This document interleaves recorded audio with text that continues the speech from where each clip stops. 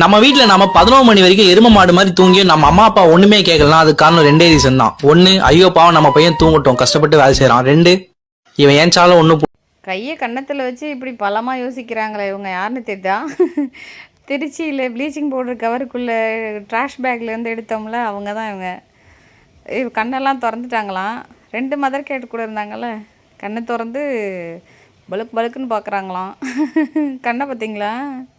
2 mother கேட்டுக்கிட்ட பால் குடிச்சிருக்குல்ல, அது எப்படி இருக்கும்? டாம் பார்த்தா கொட்டுற மழையில் போய் வெளியில் உட்காந்துருந்தாங்க.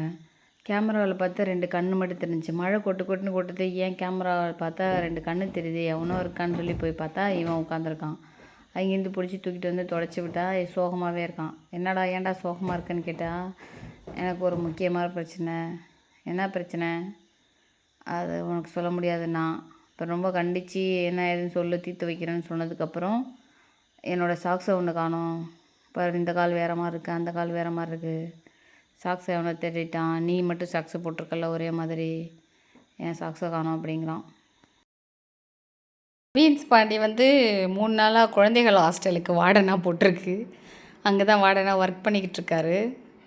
இவரால் அவங்களுக்கு தொந்தரவு இல்லை, அவங்களால இவருக்கு பிரச்சனை இல்லை. எல்லாம் ஸ்மூத்தாக போயிட்டுருக்கு.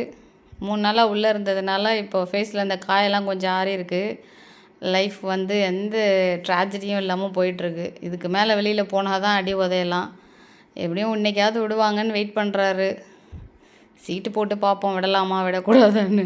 இப்போல்லாம் டக்குன்னு விட்டுட்டு இவனை தேடிகிட்டு இருக்க முடியல. இந்த வாடகை இவர் நல்லா பத்திரமா பார்த்துக்கிட்ருக்காரு. ஹாஸ்டல் நல்லா மெயின்டைன் ஆகுது.